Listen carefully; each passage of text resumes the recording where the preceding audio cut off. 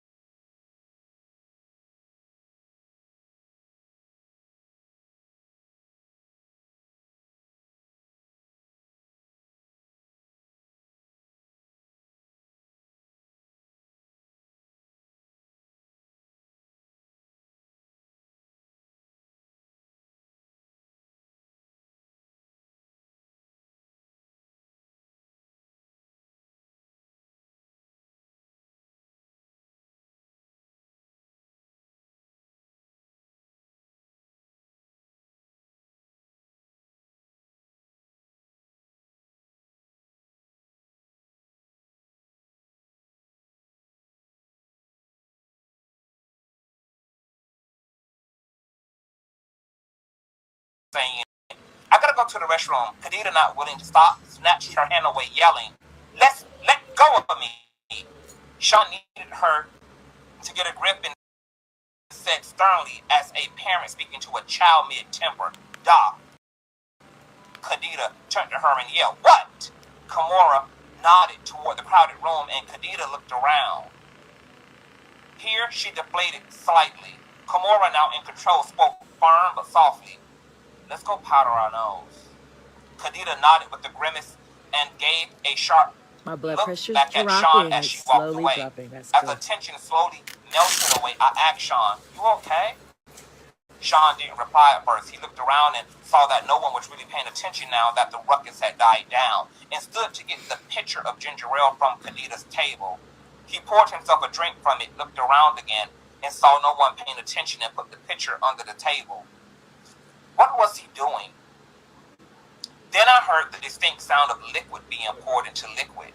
Oh my God, is he peeing in the pitcher? He smiled at me as he brought the pitcher back from under the table and firmly replied to me, "I'm good." He then stood and returned the pitcher to the table. I was in awe. I knew he had a bad temper, but this was disgusting.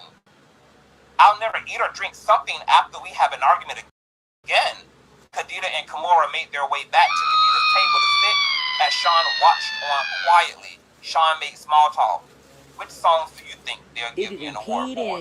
As Khadija poured her drink, Sean's bodyguard made his way over to the table. I think he stopped her from drinking as everyone else just sat and watched. "Shout out to my baby mother Sharon for the old Nancy child support check. Thank you, baby." Jean risked incurring Sean's wrath. "If I'm right." Relieved, I replied, "Babe, your category is crazy. It could be a lot of songs." Sean glared at Khadija's table the entire night. This man was going to piss in Quincy Jones' daughter's ginger ale girl because she was calling his ass out on sight about popping Tupac Shakur ass, girl. Shout out to the 666. How about that in the chat? Thumbs up, child. My God, I'm working my ass off here, honey. Okay, thumbs up and subscribe. Let's get these likes. Where these likes at, girl? I know me over here, girl, giving y'all the read of a lifetime. I know y'all ain't playing with these likes. I know that's what y'all not doing. Hold on. Okay, it's 500 likes. Let's continue to climb. Child. And moderators, thank you guys so much. Chapter 9. Going to Cali. We had a wild night. It was after one of Sean's infamous parties. Everyone was there. And we not only had threesomes, but we also swapped partners. Our sex life was crazy. But I got to do things with Sean that I would never have been able to do with a straight man. Sean cared about me, but it was becoming more and more obvious that he preferred men. I was beginning to think that I was there to cover his wild desires. Then because he really wanted to be with me, he was like Caesar, every woman's man and every man's woman. But truthfully, at that stage, I was becoming okay with it. I woke up and left the bedroom where I was with Jada Pickett, and Sean happened to be coming out of the bedroom with and Will Smith. Yes. They attended the parties from time to time. I could see him and Will kind of snuggled up on the bed together. I was grateful I wasn't asked to join in that room. I didn't really like it's blurred out in the book.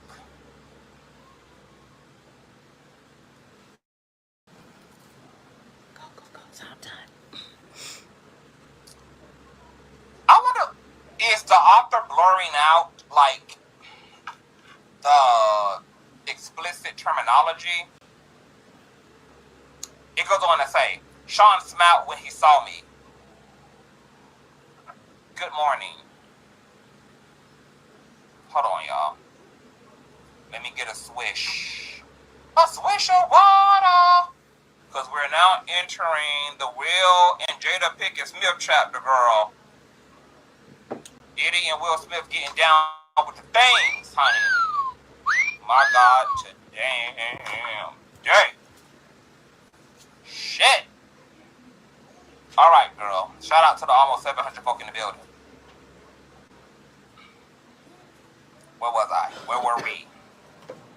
I could see him and Will kind of snuggled up on the bed together. I was grateful I wasn't asked to join in that room.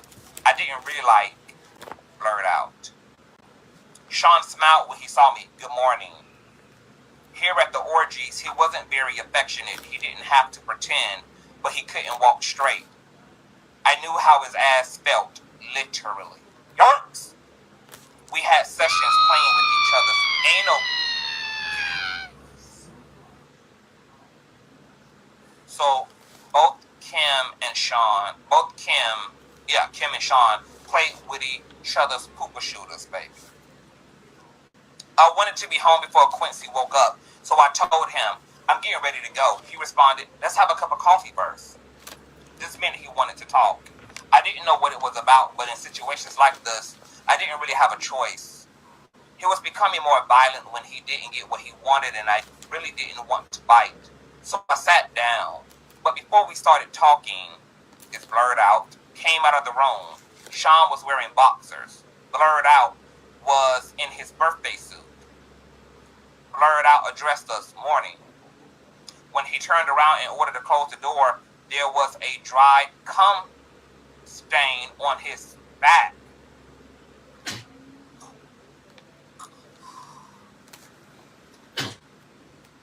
What in the...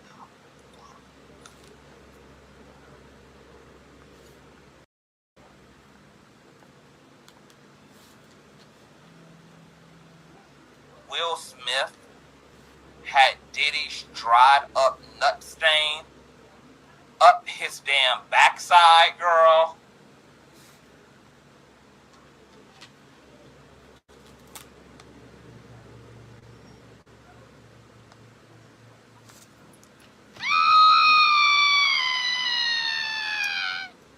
I need a liquor fund. Anybody who wants to support CTV's liquor fund, because now I have damn trauma as a result of a damn live read for you all. $ Conscious TV and or PayPal.me/Conscious TV. If you would. And if you are blessed on today with the live reading narrating by Mr. Conscious TV, please go over and follow him on YouTube. And also, send your girl a star or two, Tanisha Talks Teas. Thank you, blessed besties. Would like to, from this point forward, support CTV's alcoholism. Blurred out, walked over, pulled a chair out to sit down next to us, and lit up a blunt.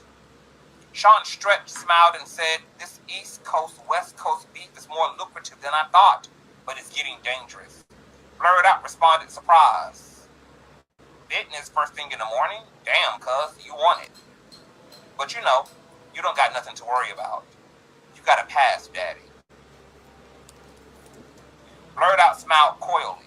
Sean apparently had something to talk about with Blurred Out as well, because he said, I can't protect everybody, especially if someone is no longer going to be on my label. It was apparent Blurred Out was taken aback by this turn of events by his reply. Sean, are you saying what I think you're saying? Sean continued, it's taxing on my resources to protect people. Someone that isn't 100% on my team can't get 100% of my protection. What the hell is going on here? What did Sean want from me? This morning is turning out to be way more than I expected, and I have to go. Quincy will be looking for me. Meanwhile, Blurred Out apparently wants clarity. So to be clear, if something happened, Blurred Out made quotation marks with his fingers to one of your artists that was leaving your label anyway, it would be considered. Okay, the Blurred Out is assuming they don't want to list that person's name for whatever reason. He makes another set of quotation marks out of your control. Is that what you're saying? Wait a minute. Can they be talking about Biggie? Is Sean saying that he won't protect Biggie? At this point, I was too young, too naive, too hungover to understand that this was not a lack of protection. This was a hit. Where did this come from this morning? But an older, wiser me understands now that I did not comprehend all those years ago. What I did not comprehend all those years ago. Sean was just getting to the real reason that he had Blurred Out there. The world was about to lose Biggie. Blurred Out laughed. You a cold motherfucker, Sean said. Why the fuck should I protect someone that isn't going to stick around? I made him. That nigga should be worshiping the ground I fucking walk on. I was thinking, Sean's ego is rearing its ugly head, and I wanted to get out of here, but instincts told me I need to tread carefully. So my next move had to be calculated. I don't really want any part of this, not even implicitly, but I was just dragged right into the middle of it. If what was happening here ever comes out, will I be held as an accomplice? But even as those thoughts crossed my mind, I couldn't just pretend this was okay. So I said, but Sean, he hasn't left. They're just rumors. Are you going to let him die because of some rumors? Sean glared at me, the anger in his voice obviously stemming from hurt as he said, I know when I'm being betrayed. I'm not killing anyone, but I'm not protecting somebody that doesn't have my back 150%. Fuck that. This was railing out of control. My mind began to race. Is there a way to get through to him? Maybe I could use the finance, the Beyonce route. Sean, he's bringing in so much money. Oh, the finance route, bro. The finance route. Sean, he's bringing in so much money. You put so much money into cultivating him. Are you going to throw away all that money? That's when he revealed how thought out this meeting really was. If he leaves, he takes all the money I invested into creating him. Sean sighs. But if he can't protect himself and something terrible does happen, then the money I would make off of his death will blow away all the money we made so far. I was perplexed. Sean, he continued, he's worth more to me dead than alive. Sean Combs is a calculated monster. Blurred Out chimes in. I get that, fam. A lot of people out there want Biggie dead too. Without your protection, he doesn't stand a chance in Cali. Biggie is going to die. This is crazy. I dare not say anything else about it. Sean smiles and stands to walk off over to a safe behind a picture.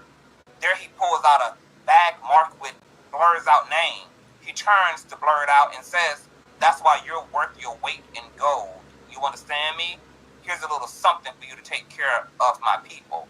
Blurred Out smiles. Sean, I love you, baby. You know I got your back. Your problems are my problems.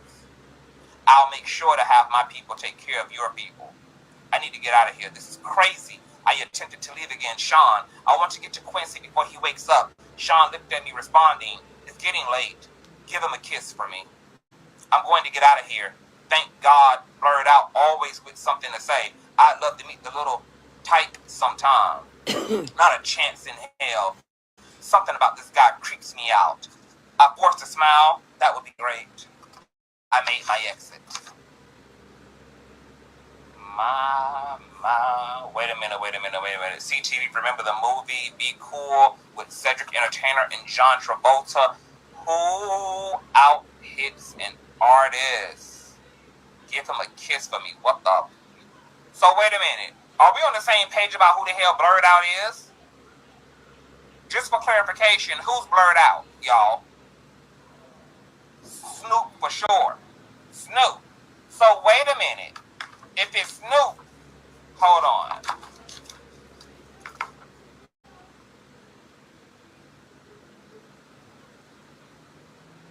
If it's Snoop or Jay-Z, then that's who Blurred Out is, who came out of the room wearing boxers in their birthday suit and turned around where there was a dried up cum stain on his bike.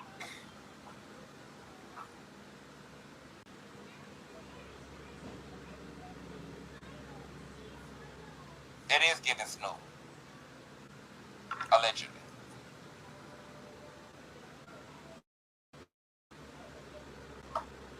Baby, this book is worse than what the fuck I thought it was, girl. This is worse. This is worse than what I thought, girl. It's worse. It's worse.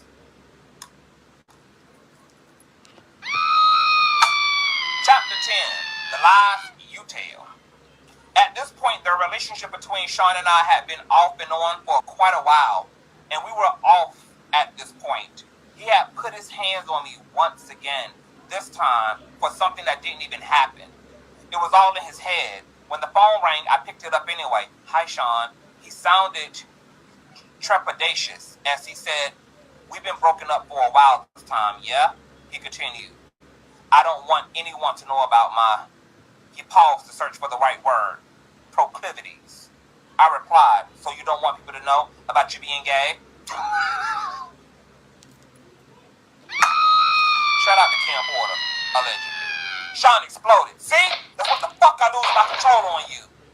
So I just plainly stated, goodbye, Sean. Wait, he screamed. What, Sean? I'm sorry, okay?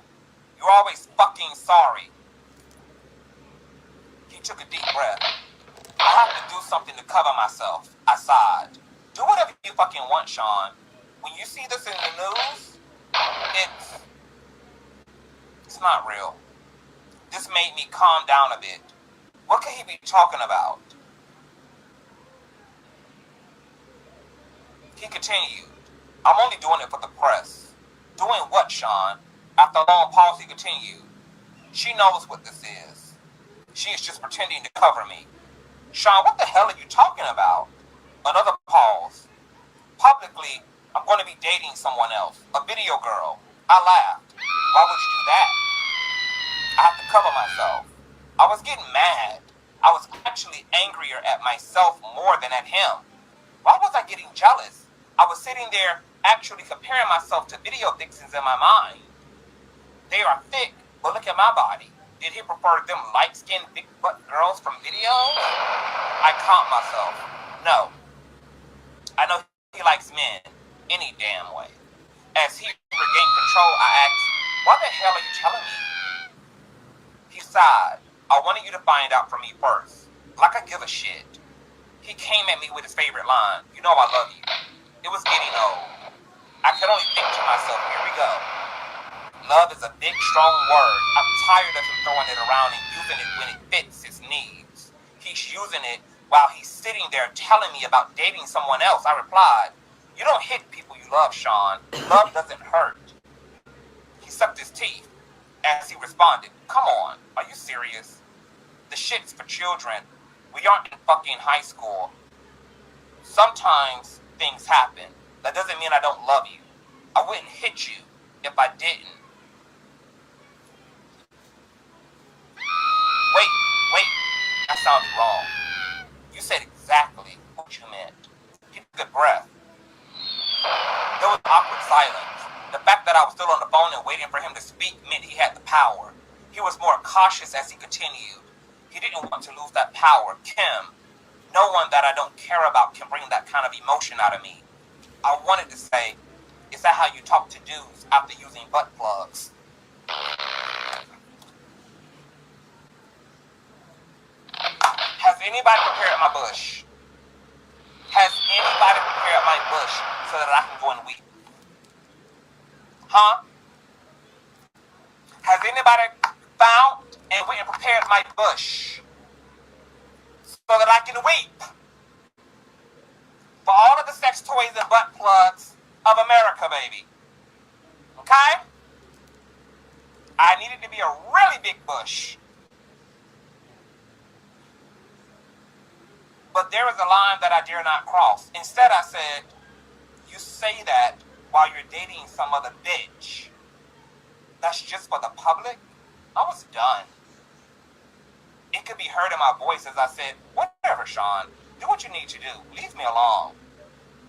I'm never giving up on us, he cried. I responded to that emotional control attempt with the little resolve I could muster. I didn't even believe the words that came tumbling out of my mouth. Sean, there is no us anymore. Goodbye. Tell Quincy I miss him, he threw out. His emotional manipulation was really driving me crazy.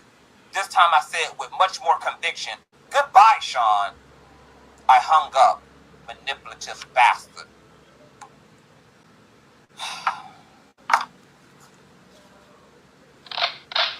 Y'all, I'm spent. Chapter 11, bitch. I'ma need a night to just digest. Cause I'm gonna go back through this book and highlight. Chapter 11, baby. Page 33. We halfway to the finish line.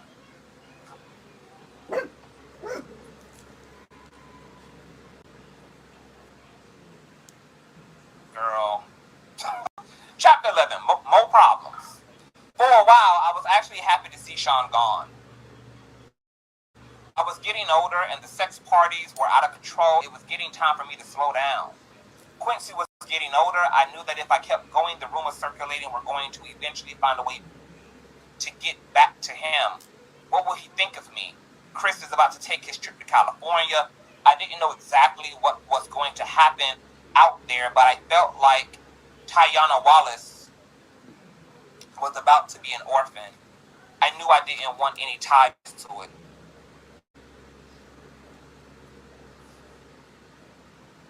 Hold on, y'all. My hair was just like billowing, girl. All up to my damn eyelash. Hold on. Is the bitch still flawless? Absolutely. Okay. Hold on.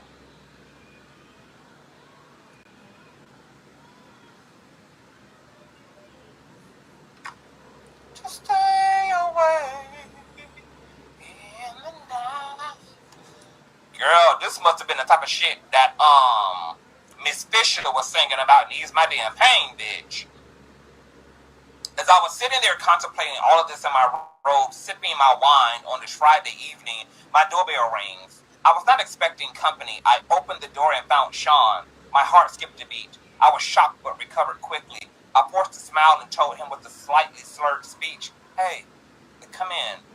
Shit, I am way more intoxicated than I thought. Shout out to my baby mother, Shelly Boo, for the nasty piece of chocolate chip. Thank you, baby. I am way more intoxicated than I thought. Sean entered looking around suspiciously, then turned to me and smiled, saying, quote, you haven't been returning my calls. I just wanted to make sure you're okay. I'm fine. He obviously was not here out of concern. He was checking to see who was here. Sean was controlling like that. Yes, even though we're not together and he was dating someone else, he started to make his way to the living room. I attempted to put a quick end to the visit, but it came out a little more directly than I intended. So since you can see, I'm fine. You can let me go to bed now. Part of me wanted him to stay. As he entered the living room, I was forced to follow. Sean was very direct with his next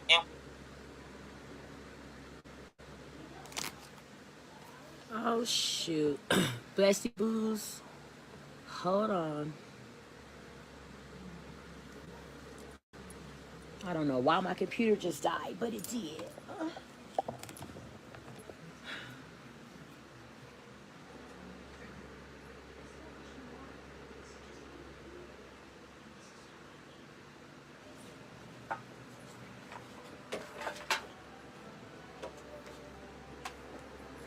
Let's plug it back up. Let's see what's going on.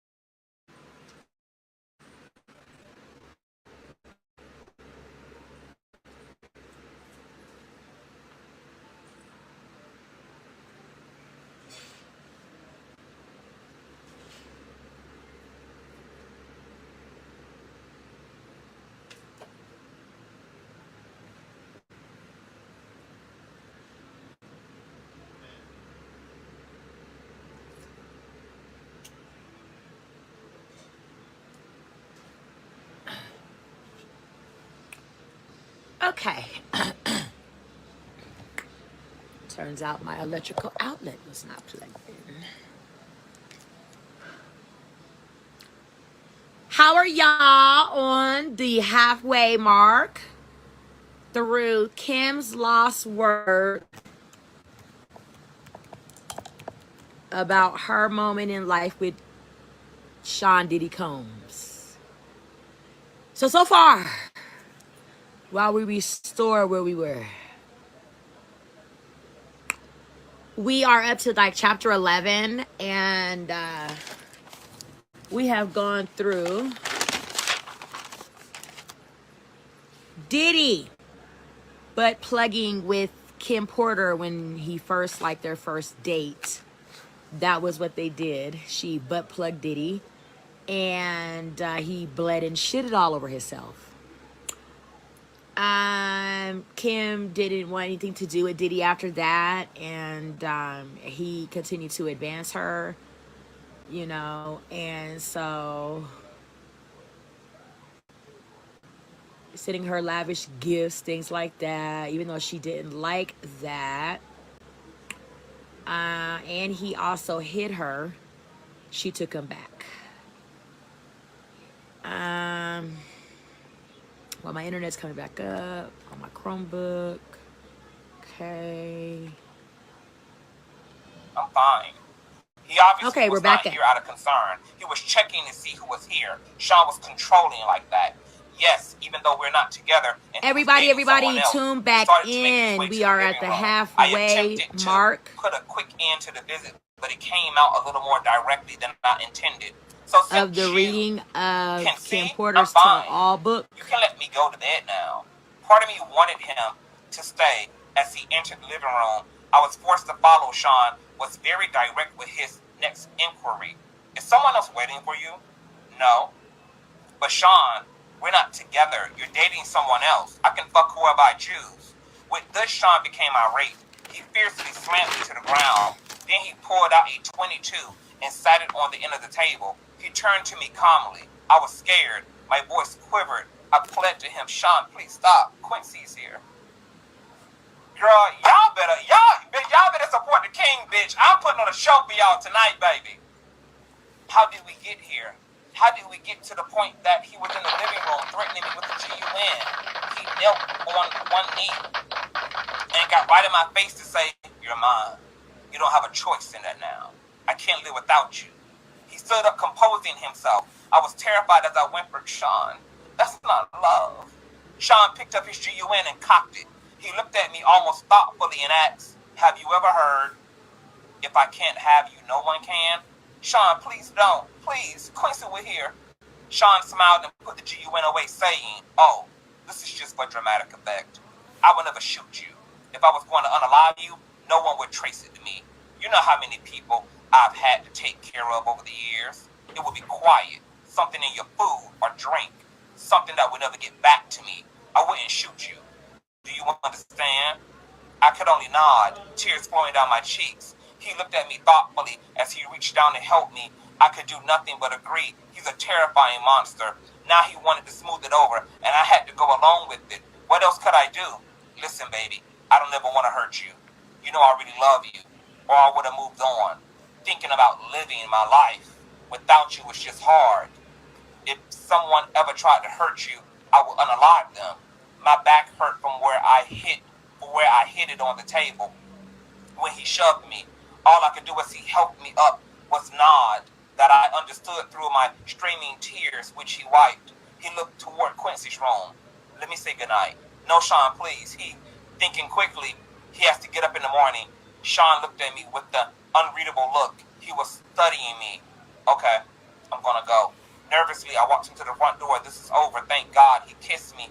I didn't want him touching me, but I couldn't refuse. Kiss Quincy for me. I tried to keep my composure as I replied, sure, Sean. He opened the door to leave. The bodyguard that was waiting outside escorted him to the car. This was far worse than I realized. Why would he need a bodyguard at my front door? How was he anticipating this to go? After I shut the door, I had another drink. For tonight, the nightmare was over. I sipped on my wine and cried. The next few days, he sent dozens of flowers. He brought Quincy expensive toys. He didn't want me. He wanted me to keep his secret. I'm trapped. He has the authorities under his thumb. I can't go to them. This is like a gangster movie. How high up does his power go? How far is his reach? The FBI, the CIA? Who is not corrupted or won't get silenced, but their upper chain of command? Can anyone help me and my child? He found his way back to my bed. I had no choice. Chapter 12. A Mama's Love.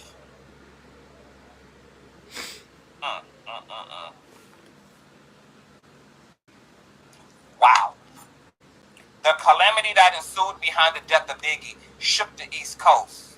It rocked me as well. Sean could have stopped it. He was complicit in it. He was a contributor. He knew it was going to happen and didn't stop it. This was his friend. No, they were not nearly as close as Sean would have the public belief, but still, as far as Sean was concerned, we were great. To the public, we were just having the off and on relationship of a normal couple, and I probably just seemed like a money-hungry hoe. But the truth is, I just got used to not having a choice. Today, I recognize it for what it is, Stockholm Syndrome. I was at its beck and call and had become comfortable with it. Quincy had everything he ever wanted, with the exception of course, of a normal parental figure. This is why this chapter is so powerful for me. A mother's love is so real. One night I was out with my boyfriend. Yes, we were on again, and we were joined for dinner by none other than Miss Wallace. Sean looked over as security allowed Miss Wallace to approach the table and sit. Miss Wallace spoke with a smile. Hello, Sean. Hi, Kim. I smiled the best I could. What a situation. For all intents and purposes, she is sitting with her sons unalive. I hope my voice didn't betray my feelings as I said, hi, Miss Wallace. Sean smiled also as he said, hello, Miss Wallace. What can I do for you? When I got your call, it sounded urgent. He was able to appear as if he was smiling warmly. This was the creepiest situation of my entire life. She looked at Sean with pleading eyes. I know this isn't your problem, but things have gotten kind of hard. I was hoping that you could send some of that money Chris made with you this way. Sean shook his head. That's not something I can just do. There are attorneys and accountants. Can I maybe help you out with a little something to get you past the hump? Sean reached into his pocket to dig for his wallet. I haven't even seen how much Chris left. It's going on 2 years. Just how long this is going to take? Sean sighed as he replied, these things are difficult, Miss Wallace. I don't know. The attorneys don't make it easy. Miss Wallace pushed further. I don't understand what's so difficult. He worked for you. He made his money. Where is it? Sean shook his head as if saddened by what he was saying as he continued. It's not like I can just give you his money. You're entitled to certain amounts, and they are just trying to figure out what that amount is. I don't mean to sound cruel, but it wouldn't be fair to me to just give you tons of money. You got rich off my son, and now you're keeping all of his money? Sean kept his cool as he replied, I'm afraid business isn't that cut and dry, Miss Wallace. I paid for publishing, publicity. I mean, in all actuality, if I'm going to be straightforward, Miss Wallace, Chris probably owed me money. I won't know until it's all worked out. The anger in Miss Wallace's voice barely overshadowed the pain, or perhaps it magnified it as she uttered the only word she could muster. You bastard. Sean didn't flinch. He just said, look at the contract. I am honestly trying to get him as much as possible out of it, but I have investors. I can't just take money that doesn't belong to him and start giving it away. Miss Wallace exploded in response. You know good and well Chris didn't owe you a damn thing. Sean stared her straight in the eye unwaveringly and said he wouldn't have started making a profit over a few years. His money into his album sales paid for studio time, music videos, publishing, and marketing would have come from doing shows. I'm sorry. He isn't here to make that money. I miss him. Her response was deadpan. Did you kill my son? Momentarily, Sean was stunned into silence. She asked again, her voice quivering. Did you? He started, Miss Wallace. She would not be redirected. Answer the question. I was not used to seeing Sean on the defensive. No, of course not. She looked at him with spite, the anger in her voice, enough to